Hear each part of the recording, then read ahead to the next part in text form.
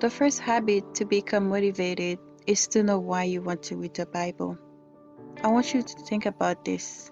Ask yourself, why should I read the Bible? What are the benefits of reading the Bible? By knowing why you want to read the Bible will increase your motivation. After you have figured out the reason or reasons why you want to read the Bible, write it down in a notebook and be specific. It is important to be specific about your goal.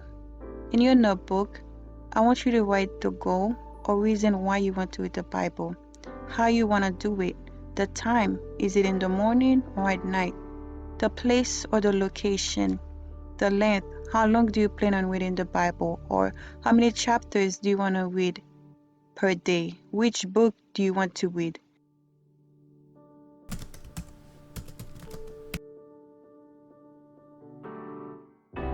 Prime your environment to make the new habit easier. Place the Bible in a visible place, maybe next to your pillow or on the nightstand or in a place where it is easier to access. I want you to think about this. Which book of the Bible is your favorite? To increase your motivation, it is best to start with the book that interests you the most. So, which book do you like the most?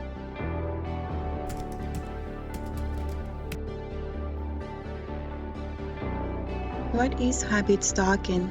Habit stacking is pairing an old habit with a new habit to increase motivation. It is easy to fail a new habit with everyday habits. If the first thing you do when you wake up is use your phone, tell yourself this: before I pick up my phone, I should read one chapter, and as a reward, I will use my phone.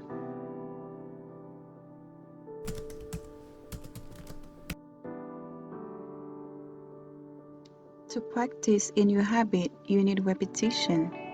If every day you read the Bible, it will become automatic for you to do. It is not about how much you read, but how often you read. This will determine if you have set a new habit. Remember, don't worry about how much you read, but worry about how often you read.